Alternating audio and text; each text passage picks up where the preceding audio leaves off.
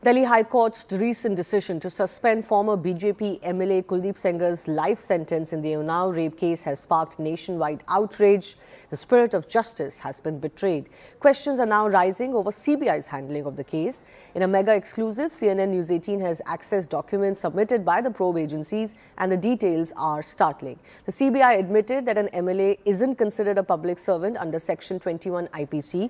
This, of course, had a direct impact on Sengar's sentencing. The agency didn't support the survivor's 2019 petition to try Sengar under more severe IPC charges, citing they weren't squarely applicable. Now, even the trial court had noted that CBI's investigation was unfair, disadvantaging the survivor.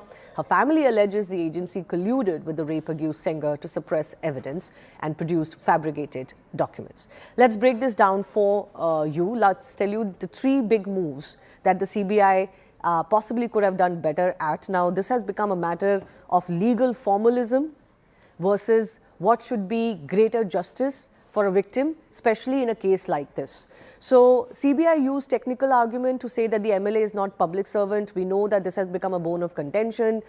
Even the court has remarked that the stringent POCSO section cannot apply on Sengar, and therefore his minimum sentence has already been served because he cannot be categorized as a public servant. The CBI also made the same argument, and that of course weakened the graver POCSO sections against the accused. We don't know whether it would have been weak in any case, because the court has also remarked that the POCSO sections cannot be applied. But did the CBI do enough? And now, of course, the CBI is wanting to appeal this. Could they have done better in the first place? So the question is, if the CBI prioritized this legal argument, defensiveness, over what could have been a stronger prosecution for the accused or the convict in this case.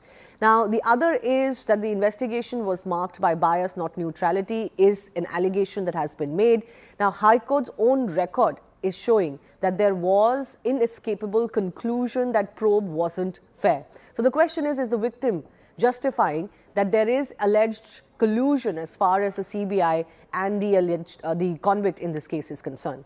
CBI also withdrew institutional support when it mattered. Is that the big allegation when the victim sought in 2019 that Sengar should be tried under more stringent provisions as a public servant accused of rape? The CBI had back then also not backed the argument, saying that it wasn't squarely applicable. Now, again, this has become a grave matter of whether sections of law are to be applied as is, or can there be some discretion in cases like this? And this could well become a case that could open up a larger debate.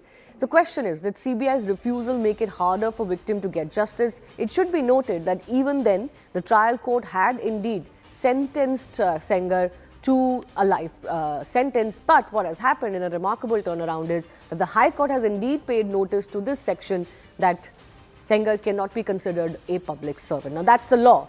But people are asking if more could have been done.